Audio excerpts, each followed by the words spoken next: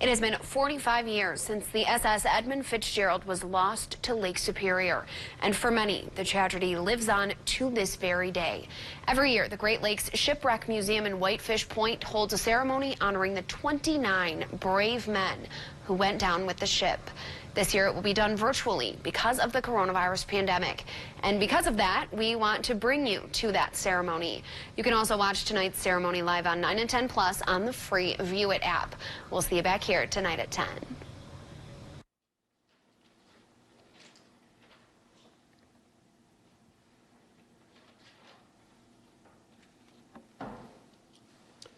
Well, good evening, everyone, and welcome to Whitefish Point and the Great Lakes Shipwreck Museum.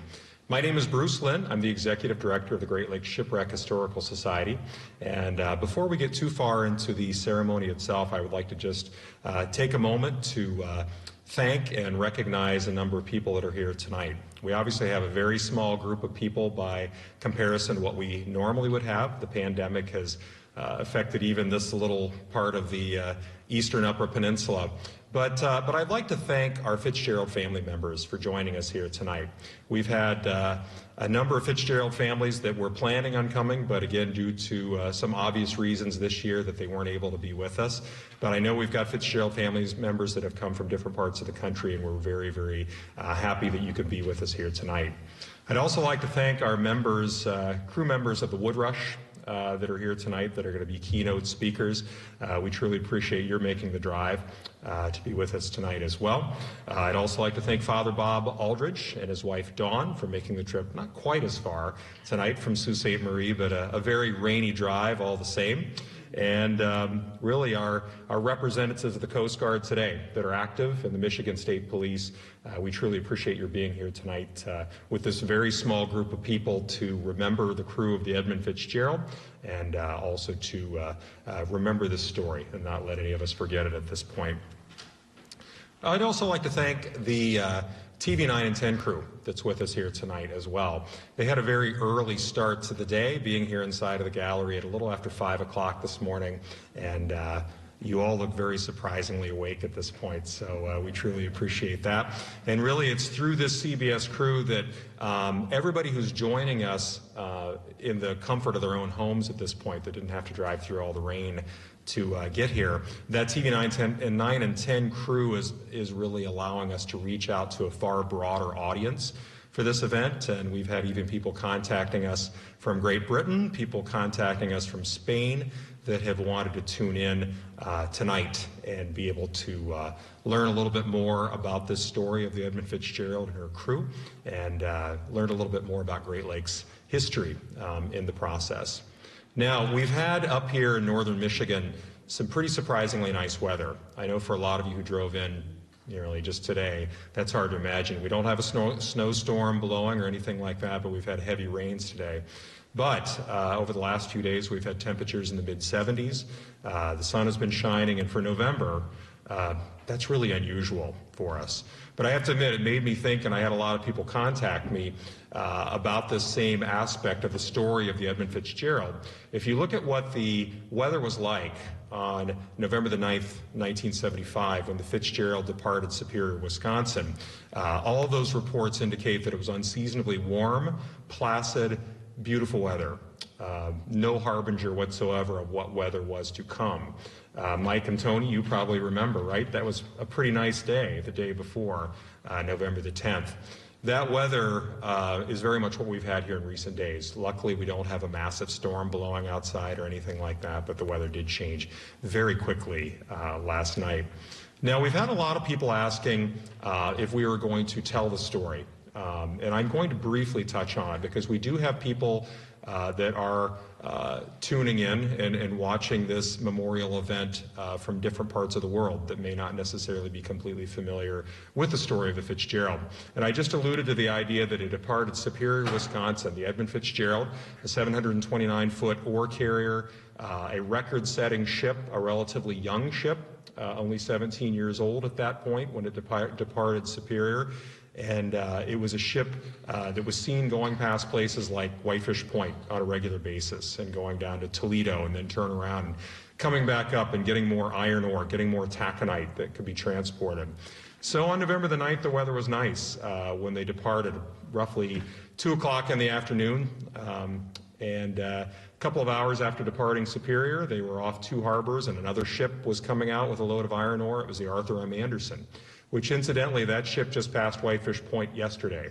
So it's still operating at this point, and that's really, for all of us that are what you might call boat nerds, we really like seeing the Anderson passing, and that and a number of other ships. But the Anderson and the Fitzgerald at that point were making their way across Lake Superior. As November the 9th became November the 10th, the weather started to get worse. And as they were crossing Lake Superior, the weather was getting really dirty, as they would say. And they took a northern route closer to the Canadian shoreline in order to have a little bit more cover in the lee of that Canadian shoreline and maybe not get beat up so much by the weather. They made the trip across. For the most part, things just seemed to be going well. And then as they were getting to the northeastern sections of Lake Superior, it was time to turn and start heading in the direction where we're sitting right now. And they had a couple of islands they had to pass, Michipacotton Island, Caribou Island, and something in all likelihood happened along that area as they were traveling and getting closer to Whitefish Point and what would be the safety of Whitefish Bay. At approximately 7:10 p.m. On November the 10th, 1975, the Edmund Fitzgerald did disappear from the radar screen of the Arthur M. Anderson that was a little ways behind the Fitzgerald, and it was that quick. It was there 1 second, and it was gone the next. Now, for a lot of shipwrecks, particularly if you look around this room inside the gallery of the Great Lakes Shipwreck Museum, a lot of the shipwrecks that are here, and of the approximately 6,000 shipwrecks on the Great Lakes, in a lot of ways, the story, in one way or another, ends there.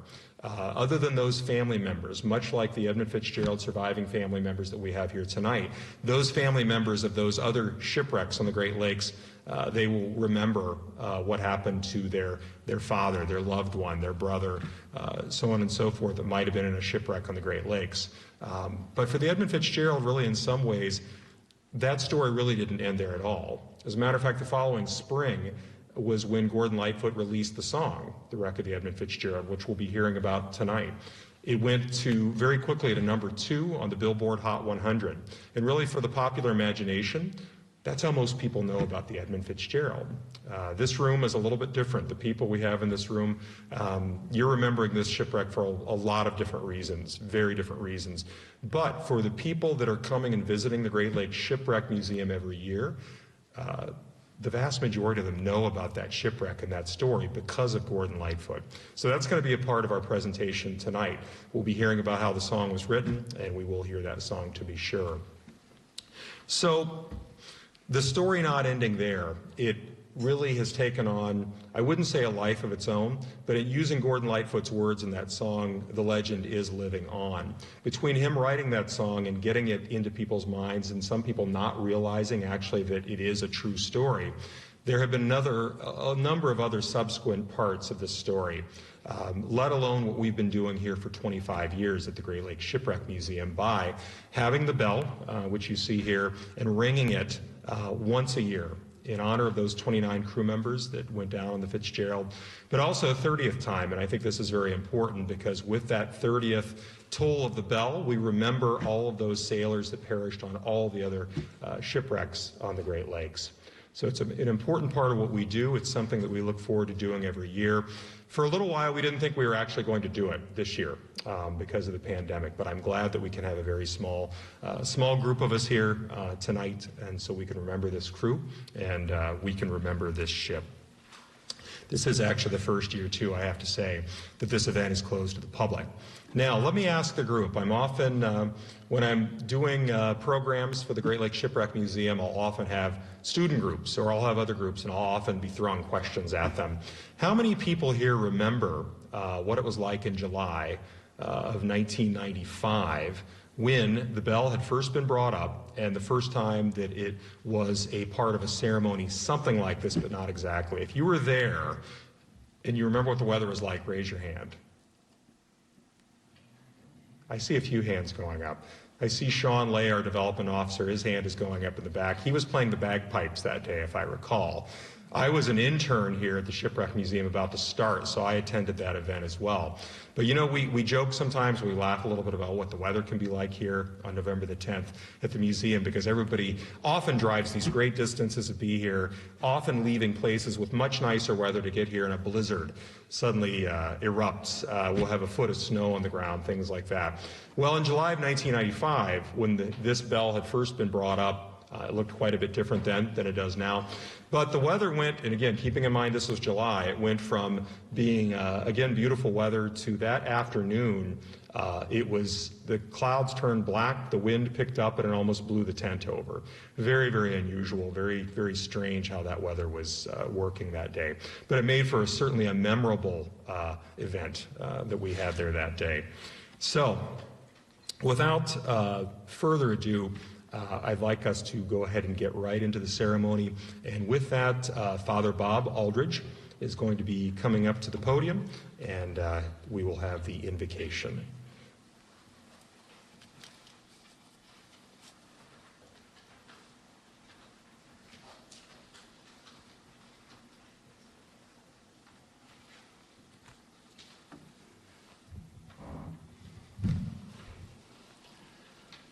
The first portion of tonight's invocation comes from verses 27 through 30 of Psalm 107 of Sacred Scripture.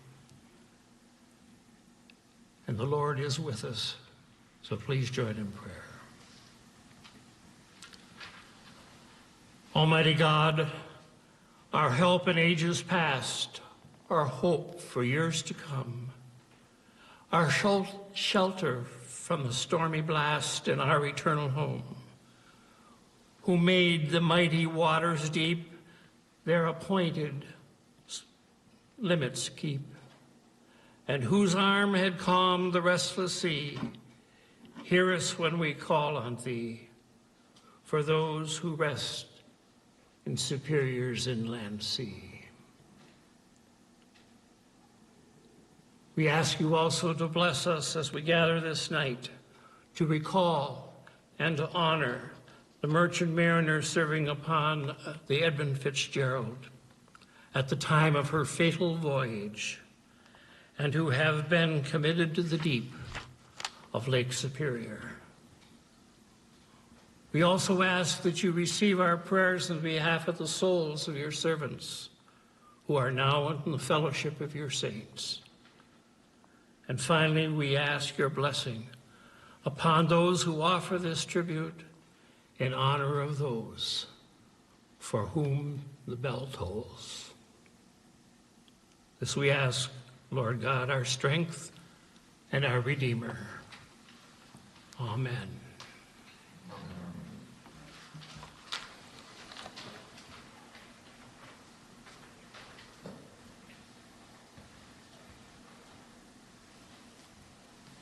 Thank you, Father Bob.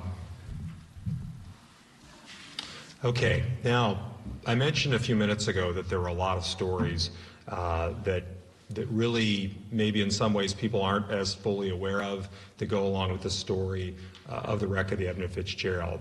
And one story I think that goes along with that is one that deserves a little more attention would be that of the Coast Guard buoy tender Woodrush, which was called to literally cross the entire lake in a storm that sank a 729-foot ore carrier. And we have two crew members that are here tonight that were on the Woodrush that night. I've talked to them both together and separately about their experiences. And I think at one point you were both probably very happy that you weren't out on the lake that night. Is that a fair assessment? And then I think you saw on the television that suddenly you were being called to possibly do something across the lake. It's even hard to imagine over 300 miles to cross of the lake itself, knowing what conditions you were going into. So we have both crew members, and I would like to ask Tony to come up first and share with us a little bit of your experiences that night.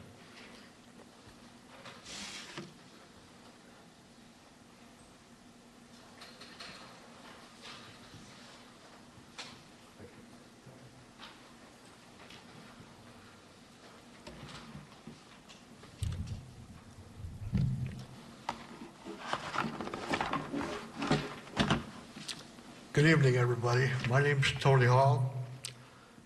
I would like to thank everyone here tonight for asking me to speak here. The families of the 29 lives that were lost that night 45 years ago.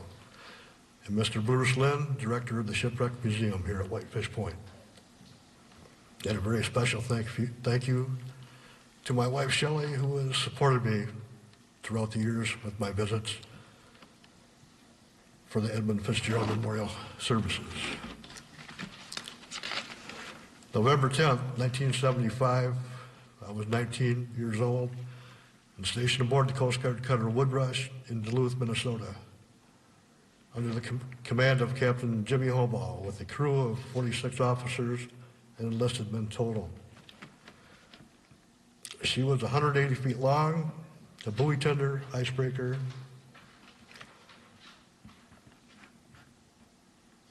and with the exception of those who had the duty that night, all others were scattered around Duluth for the night, home with families or other recreational activities. Myself and a few shipmates were at a local bowling alley when an announcement came over the loudspeaker. All Coast Guard cutter Woodrush members returned to the ship immediately, and this notice was flashed across the TV screens as well.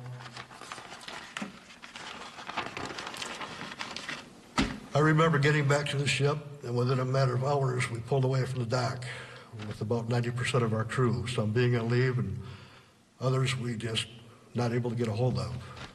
I was a seaman. My duties included working buoys and ship's maintenance, as well as keeping the captain's coffee cup filled when underway. When he called Seaman Hall to the bridge, that was my cue for a cup of coffee, and he wanted it like yesterday.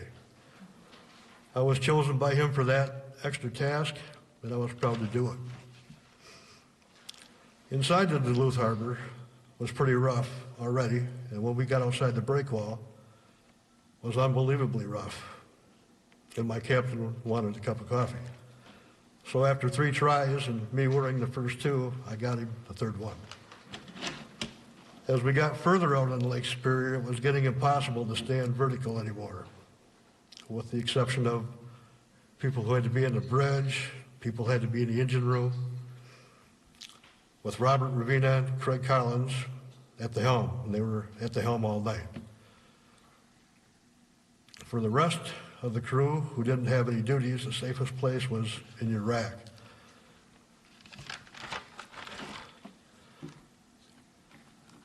This 180-foot buoy tender in 35-foot waves was comparable to a wine bottle cork in a washing machine. Literally, anything that wasn't welded down, chained, screwed, got thrown around. As it got worse, it was hard to just trying to stay in your rack. I remember getting a couple of my work shirts with long sleeves and tying myself to the rack to my bed so I didn't get thrown out. The Woodrush was literally on its side, port and starboard, and every time the bow went into a wave, you could feel the ship shudder just from the force of the water going into it. In the Coast Guard's manual, Blue Book manual, it is written, you have to go out, but you don't have to come back. Scared? I'm sure we were all scared. I wouldn't be telling the truth if I said we wasn't scared. If the captain was, he never showed it. He was firm, fair, tougher than nails, and fearless. That was Captain Hobaugh.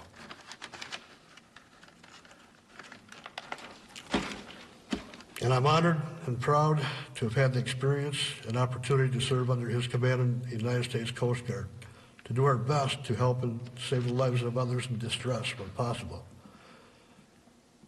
To the families of the 29 lives who were lost that night, tonight is your special night for memorial and some closure. I hope you get it. And I don't want to take that away from anybody. Tonight's your night. Michael and I were asked by the families to speak and share our experiences that night in the storm, and I hope that helps somewhat. I just want everybody to know that We gave it our all and our best.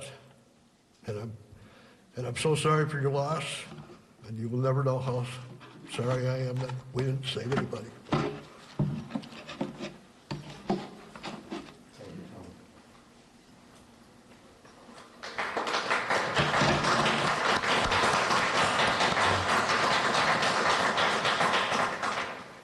Thank you, Tony.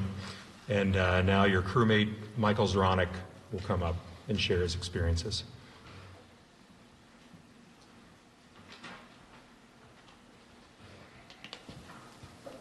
You were a kid, you had a lot of water up here.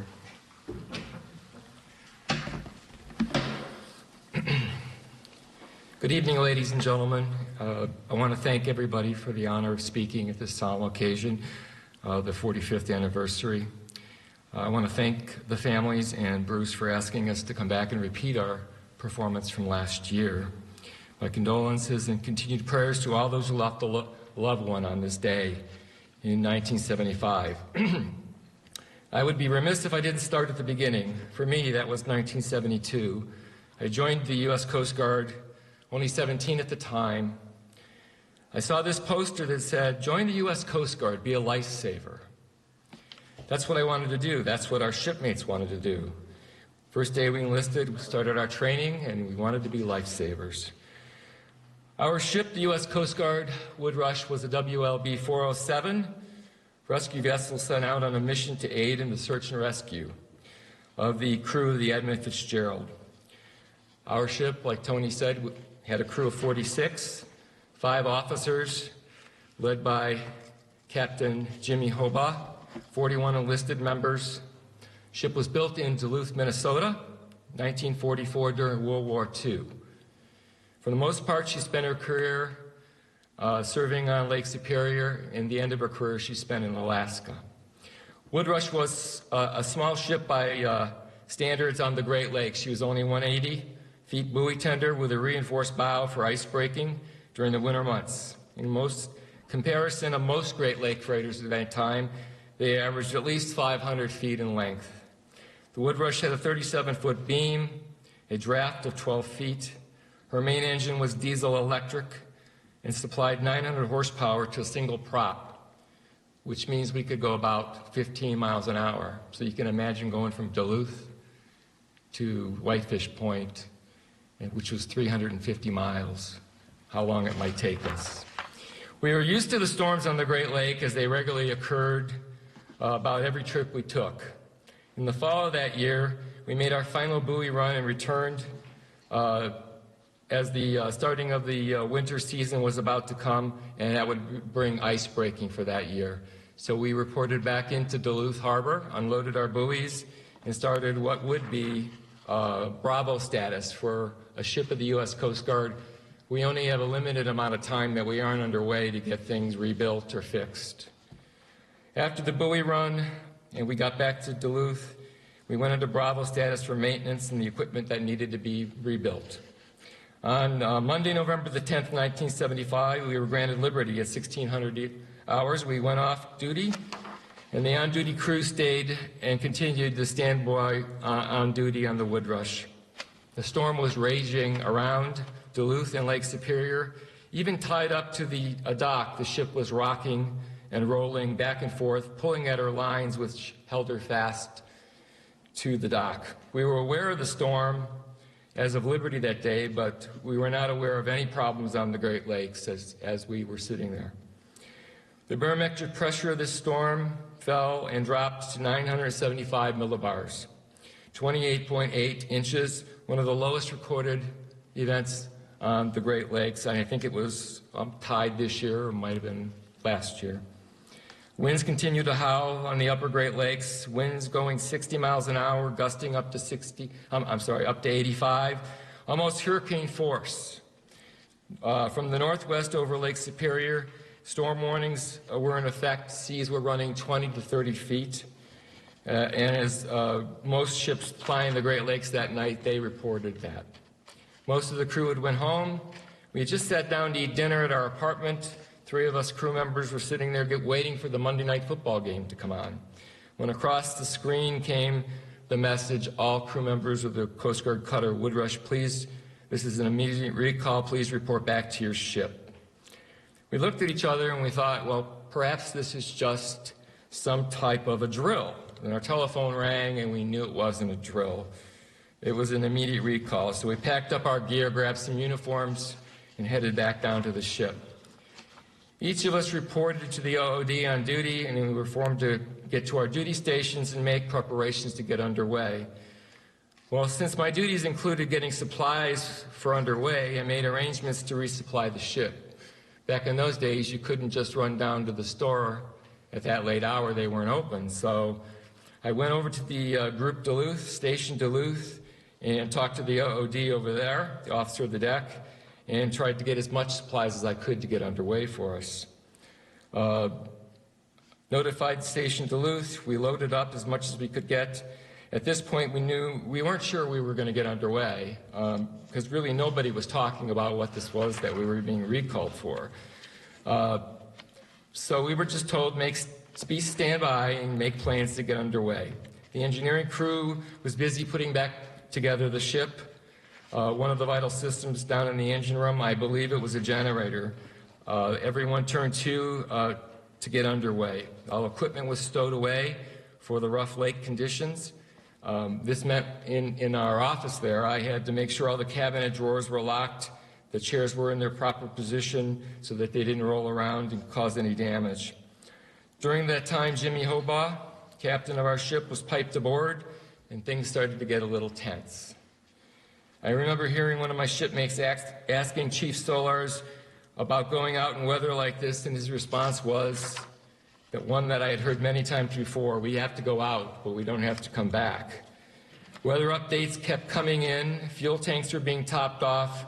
Within 3 hours, we were underway, moving under the lift bridge out of Duluth Harbor and into Lake Superior. It was a first storm. Just as we broke out of the channel and into the lake, the captain came across the loudspeakers and piped our mission. Lake carrier Edmund Fitzgerald was in trouble, taking on water, and we were needed as quickly as possible to make her last reported position, which was near Whitefish Point.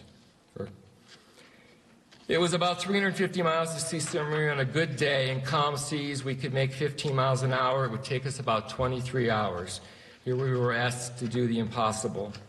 I must say, being stationed aboard her since 1974 until that day, I had been in storms where waves were 50 to 20 feet. That was pretty common on Lake Superior, but it wasn't anything like I'd ever experienced before. The Woodrush was a round-bottom buoy tender, and if you know anything about those ships, to give you an idea, we rolled quite a bit. We tossed back and forth like a top, from bow to stern, from port to starboard. It didn't seem to matter. Waves just kept coming, and we just kept rolling. There were a few rolls that I began to wonder, if we roll too far, what does happen? I just kept praying that we were going to always roll back, and we did. I started thinking about when I was a youngster how I fell in love with the Great Lakes. My mother would get me these books for Christmas every year. I was fascinated with the ships that plied these waters and about the ships that didn't make it, those brave men that sailed and sometimes died. Up until that day, I'd never really understood how dangerous it really could be. But through that day, I now know, I certainly do know how bad it was. I had always been welcomed on the bridge. In fact, I had volunteered to help out periodically to pass the time. So that night, I wanted to know what it looked like outside, because looking outside the portholes, you couldn't see anything but black and water. So I started to climb the port starboard ladder. It was pitch black outside. I got to the top of the bridge. I felt kind of numb looking out and seeing what looked like a wall of water. When I reached the top, I requested permission to enter the bridge. I was immediately told permission denied, go below, Petty Officer Zoronic. I knew at that point things were pretty bad. So I descended back down the ladder, made my way down to the crew's quarters, which was 2 decks below the bridge, and prepared myself to try to get some sleep if possible. It was a straight shot down, got to my rack.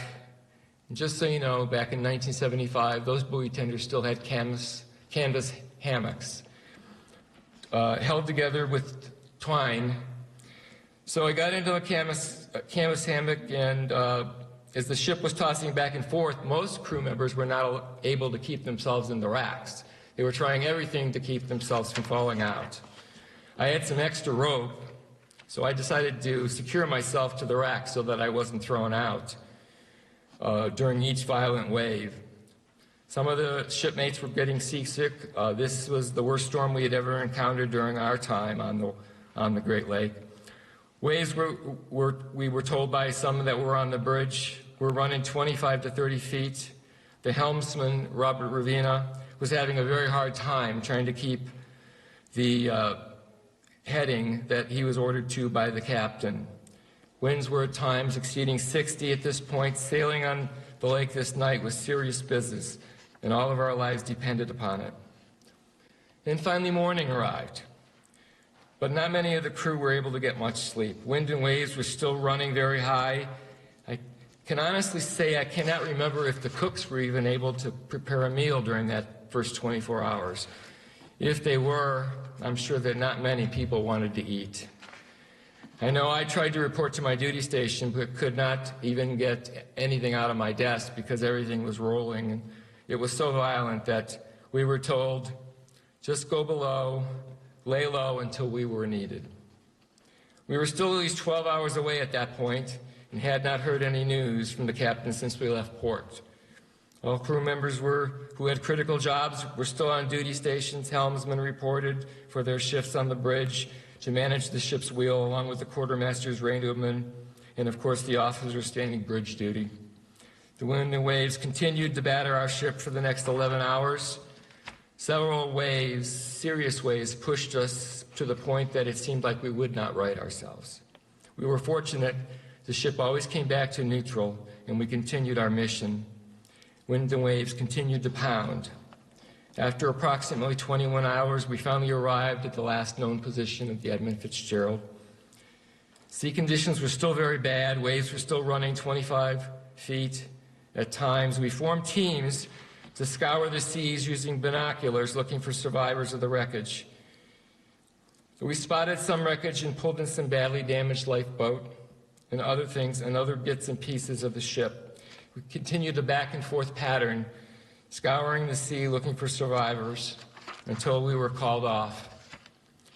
We pulled into Sault Ste. Marie, a Coast Guard base there, to pick up the extra crew that we'd left behind in Duluth. We picked up some more supplies. We were told we would continue to search for the location of where the Fitzgerald might be lying. The Navy sent in a side-scanning sonar, which we were pulling behind the ship in order to scan the bottom of the Lake Superior to find where the wreck might be located.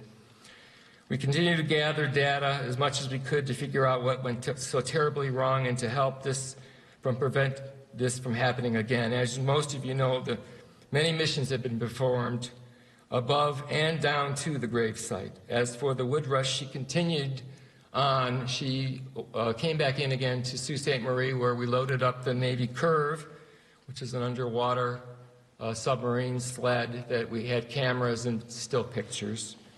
We lowered it down when we found the Fitzgerald and analyzed and determined scientifically what happened to this ship. Shortly after returning from the first mission with the Navy Curve, I was transferred off the Woodrush and sent to my next duty station. The remaining crew members continued to search and find out as much information as we could until they convened hearings on the matter in the 9th District Office in Cleveland, Ohio. So one last thing, if I may. Until about 4 years now, I've not been able to really come here, and last year was the first time I ever mentioned this. I'm going to mention it one more time. I had a feeling of failure that night. Failure for not arriving in time to aid the Fitzgerald and the honorable crew. It's taken me a long time to stand here before you. We were supposed to be the lifesavers, even though in my heart I know we did everything we possibly could to save all of your loved ones. We could not accomplish our mission, and for 40 years this has weighed heavy on me. I just want you to know how sorry I am for your loss, May God bless you and your families. Semper Paratus. Thank you.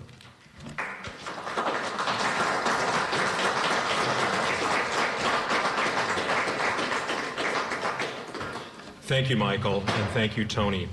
I know I speak for the Fitzgerald family members when I say thank you for coming here again this year to share your experiences, and also thank you and the whole crew for what you did that night on November the 10th, 1975. You know, I heard Jimmy Hobaugh's name many times as you both related your experiences. Jimmy Hobaugh was actually a neighbor of mine until he passed away a few years ago. I only had the pleasure of meeting him once, but I really enjoyed meeting him at a Rotary meeting in Sault Ste. Marie. So I didn't really get to know him quite as well, but I have gotten to know his daughter, who's one of our staff members, which I think, Tony, you and Mike both knew Terry back in the day as well. Terry, you use the name Tough as Nails a lot to describe Jimmy Hobaugh, but I don't know if we would use that terminology to describe Terry quite as much, but I would say she's probably one of the nicest and most professional people that we could ever really want to work with here at the museum. So we're glad she can be here with us tonight as well. So now it's time for really one of the most important parts of this memorial event that we do each year. It's the call to the last watch. It's the only time of year and it's one time a year that we ring this bell, and we will be ringing it 30 times, 29 times for each crewman on board the Fitzgerald, and then a 30th time again for all sailors lost on the Great Lakes. So reading the names tonight will be Chief Brian Hawkins of the United States Coast Guard.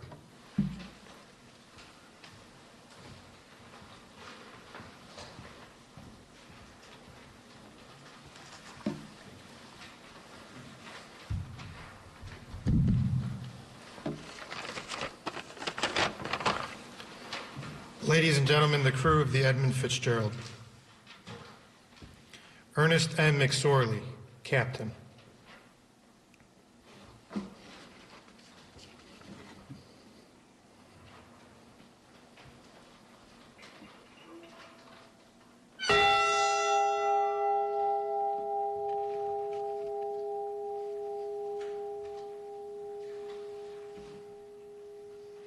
John H. McCarthy, First Mate.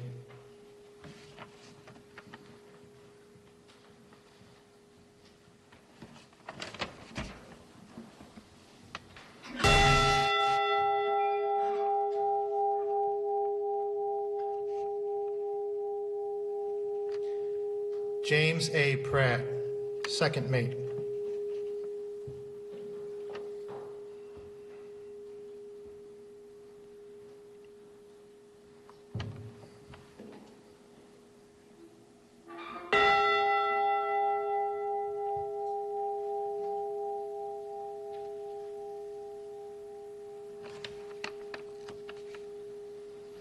Michael E. Armagost, Third Mate.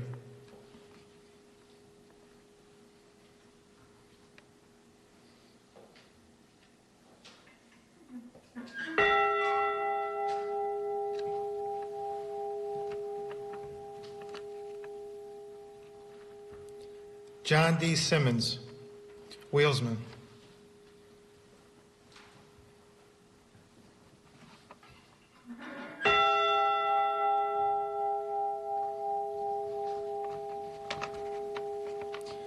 Eugene W. O'Brien, Wheelsman.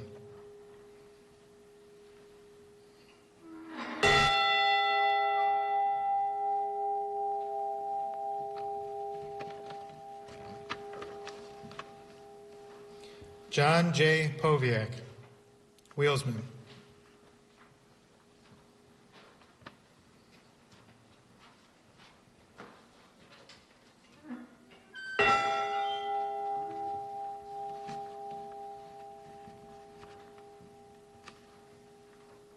Thomas D. Borgeson, Maintenance.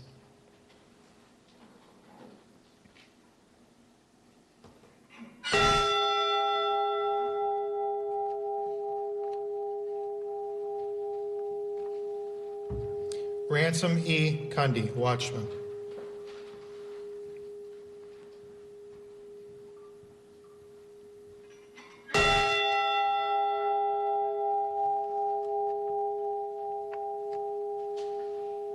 William J. Spengler, watchman.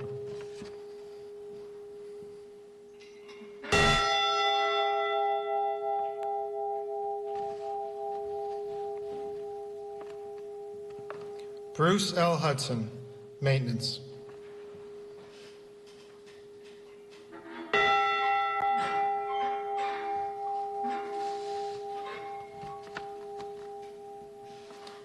David E. Weiss, cadet.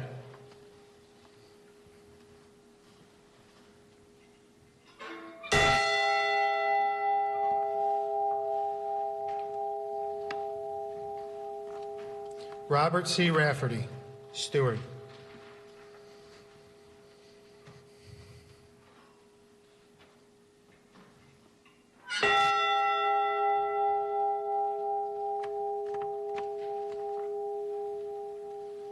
Alan G. Coleman, second cook.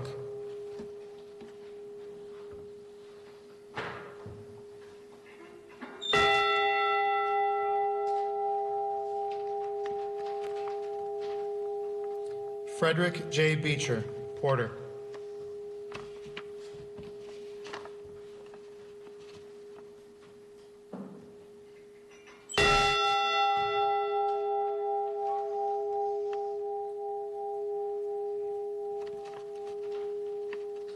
Nolan F. Church, porter.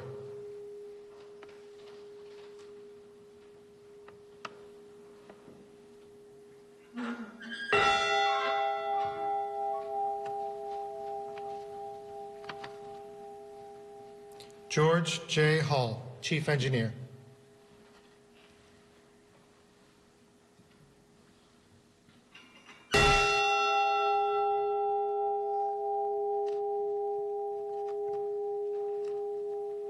Edward F. Binden, first assistant engineer.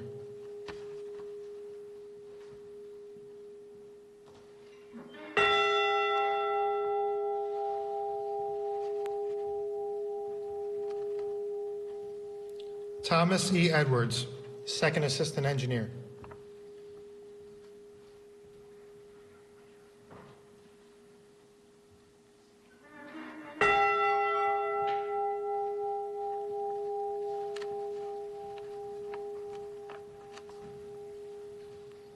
Carl A. Pacall, watchman.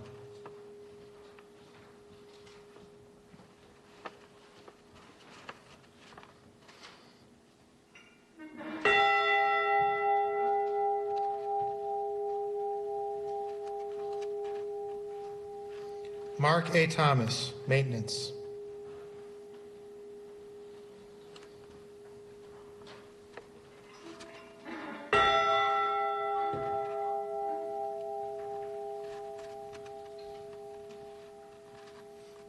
Paul M. Ripa, maintenance.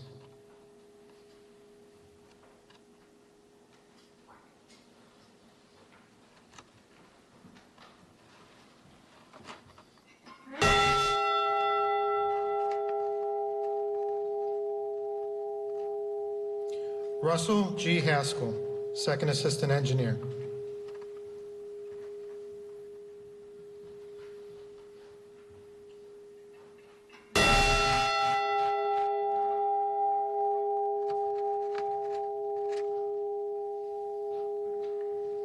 Oliver J. Champeau, third assistant engineer.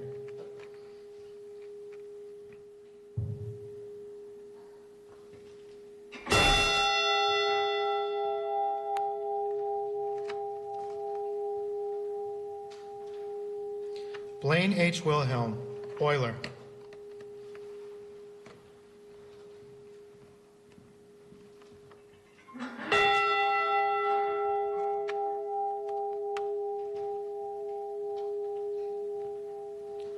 Ralph G. Walton, oiler.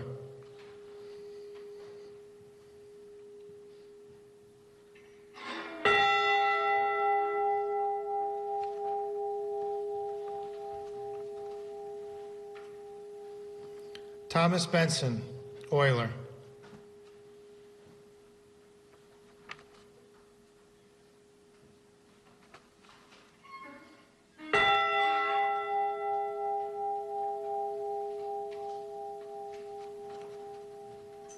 Joseph W. Mays, maintenance.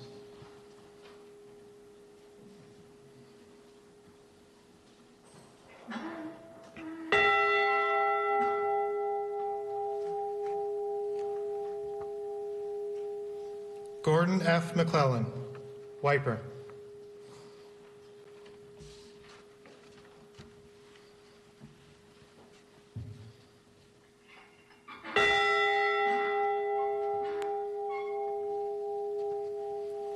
And we toll the bell a 30th time for all those mariners lost on the Great Lakes.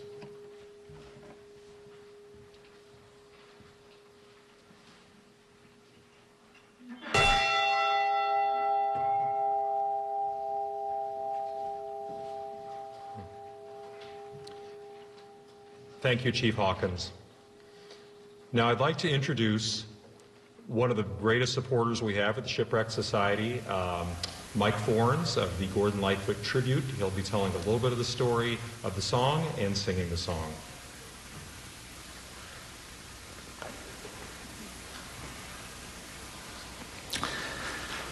Thanks very much. It's my honor to be here. I'm pinch hitting for Gordon. He loves this place. He's been here a couple of times, and he's very dedicated to this cause. So I'm just a pinch hitter for him.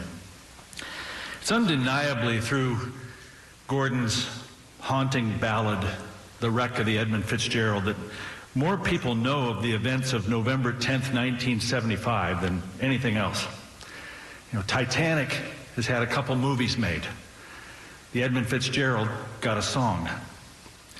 Gord has said that he was upstairs on the 3rd floor of his Toronto home writing music that night and happened to be fixed on an old Irish dirge that he recalled hearing during his childhood when he was about 3.5 years old. It was only 4 chords. At the time, he was working on a new album that became Summertime Dream. It was going to be an important record, the follow-up to Gord's Gold, that greatest hits album that was such a big hit for him. At one point later in the evening, Gord went downstairs for more coffee and noticed that it was really windy. The 11 p.m. CBC News was on the television and carried a brief report of the ship sinking during a vicious storm on Lake Superior. As windy as it was in Toronto, Gord could only imagine how bad it must be on Lake Superior. 2 weeks went by, and very little else was heard about it. The tragedy attracted some news coverage in the Great Lakes states, got a brief mention on national network TV news, and merited stories in several publications, including Newsweek magazine, that told the story of the sinking of the Fitzgerald. It was the Newsweek piece that provided most of the factual material that Lightfoot included in the song. By assembling news clippings and the Newsweek story and getting everything in chronological order, over a few weeks, the lyrics began to be scribbled on a pad of paper. Very first line in that article. According to a legend of the Chippewa tribe, the lake they once called Gitchigumi never gives up her dead. Have you heard that before? Some of the other things that came from that article. By evening, the ship was rocking through 30-foot waves and fighting hurricane-force winds. Only 15 miles from the relative calm of Whitefish Bay, Captain McSorley realized that he was taking on some water and radioed in for help. Gord took the words right from that article to put together the words to the song. And during rehearsals for Summertime Dream in January of 1976, Lightfoot already had 22 songs he was considering for the new album. Barry Keane, their drummer, told me that at the end of that first day, Gord started playing the chords to a song nobody in the band recognized. He said it was about a shipwreck on Lake Superior. The next rehearsal, he strummed it again, and by the 3rd rehearsal, his lead guitarist, Terry Clements, asked how the song would begin. Gord replied, "Come up with something." Over the next few rehearsals, when they'd finished recording other songs they had prepared, the other players began jamming along and adding ideas for the song. But this new song wouldn't be on the new album. Gord was just fooling around with it at that point. In February, the band went to Toronto's Eastern Sound Studios to begin recording. 4 days in, he keeps fooling around with a new song that isn't even supposed to be on the album. It's 3 p.m. and the album is supposedly finished. The engineers suggest they use the remaining time they had booked to play the new song. He rolled tape so they could hear it back. And Barry asked Gord, "Do I get to be on this tune?" Gord said, "I'll give you a nod when to come in." Nothing about how to play it, what drums or cymbals to use, or what tempo, just, "I'll give you a nod." They played the song, and Terry Clements told me it gave him a shiver up his spine. The guys just looked at each other. Maybe this song should be on the record album. Summertime Dream came out in May of 1976. It got positive reviews, and looking back on it, as much as they liked hearing the playback, they tried again and again to re-record it, but they could never get it to sound the same. Not the same haunting way it did when they first played it. And that's what you hear today on Summertime Dream. That song. That was the first take. It was the first time the guys had played the entire song all the way through. And the first time they'd even heard the lyrics. You don't make records that way. But that's how they made the wreck of the Edmund Fitzgerald. So now we'll play the song for you. This is the Gibson B45 12-string that Gord used on the recording. And we have our virtual band with us tonight because the guys couldn't come in this room. So I have Mike Frymuth on lead guitar, George Krawczyk on keyboards, Jim Stevens on bass, Kurt Beard on drums to play this song for you virtually. I'll play along with them.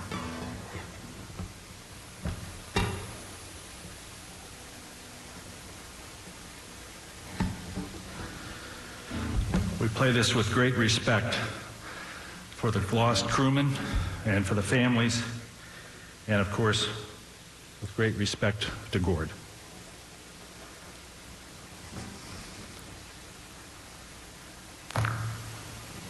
1, 2, 3, 4, 5, 6.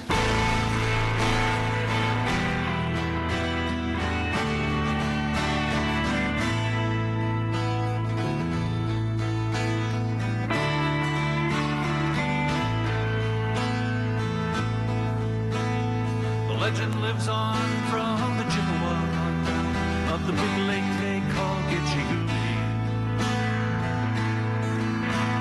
The lake, it is said, never gives up her dead when the skies of November turn gloomy. With a load of iron ore 26,000 tons more than the Edmund Fitzgerald weighed empty. That good ship and true was a bone to be chewed when the gales of November came early. The ship was the pride of the American side, coming back from some mill in Wisconsin. As the big freighters go, it was bigger than most, with a crew and good captain well seasoned, concluding some terms with a couple of steel firms when they left fully loaded for Cleveland. And later that night when the ship's bell rang, could it be the north wind they'd been feeling?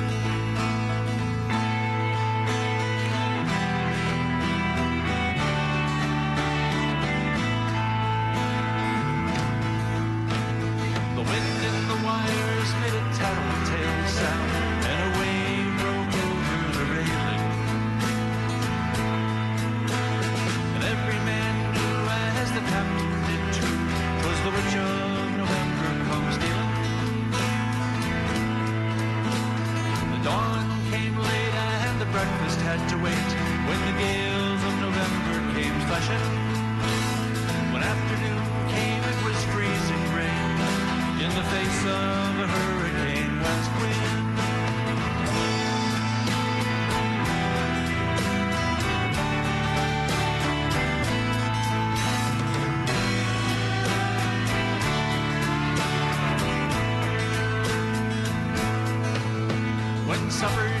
came, the old cook came on deck, saying, fellas, it's too rough to feed ya. At 7 p.m. it grew dark, it was then he said, fellas, it's been good to know ya. The captain wired in, he had water coming in, and the good ship and crew was in peril. And later that night, when his lights went out of sight, came the wreck of the Edmund Fitzgerald.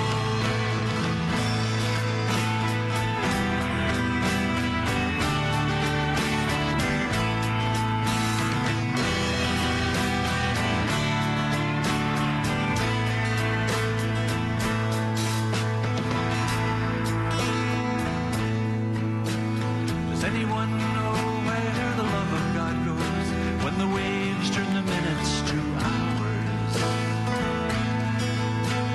The searchers all say they'd have made Whitefish Bay if they'd put 15 more miles behind her. They might have split up, or they might have capsized. They may have rowed deep and took water. And all that remains are the faces and the names of the wives and the sons and the daughters.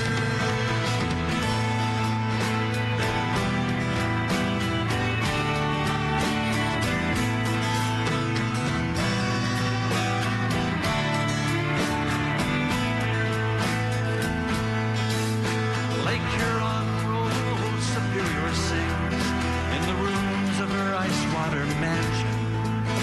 Old Michigan steams like a young man's dreams. The islands and bays are for sportsmen. Farther below, Lake Ontario takes in what Lake Erie can send her. And the iron boats go, as the mariners all know, with the gales of November, remember.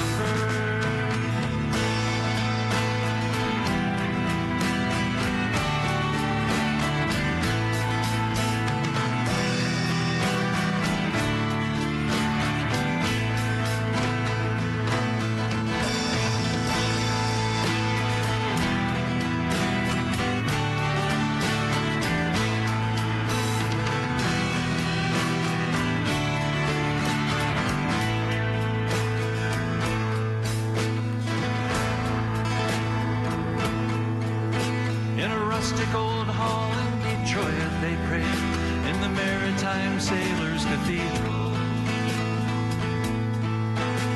The church bell chimed till it rang 29 times for each man on the Edmund Fitzgerald.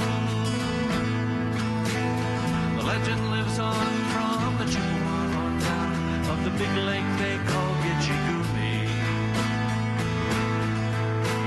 Superior, they said, never gives up her dead when the gales of November come early.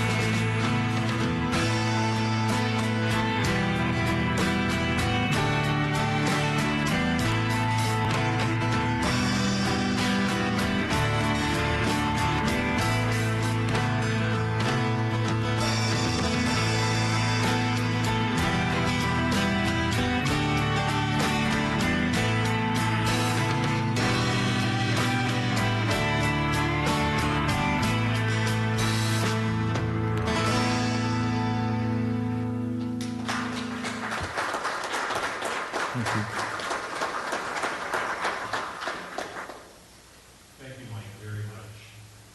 I wish the rest of the band could be here tonight, but for them being here virtually, they did a great job. So we appreciate everything that Mike and the Whispers of the North do for us at the Great Lakes Shipwreck Museum. They even hosted a benefit concert for us in the 40th anniversary of the sinking, and we truly appreciated that. They tour different parts of the country. They even sell a book that we published through the museum itself. So they're very helpful, and we truly, truly appreciate it. So thank you, Mike, very much. So our final moments here, again, I just want to thank everybody for being a part of this event, and I say that for everybody who's watching us on 9 and 10. I know you're going to be signing off here in a few seconds probably, and for everybody who's signing off or going to be with us virtually, we truly appreciate your joining us.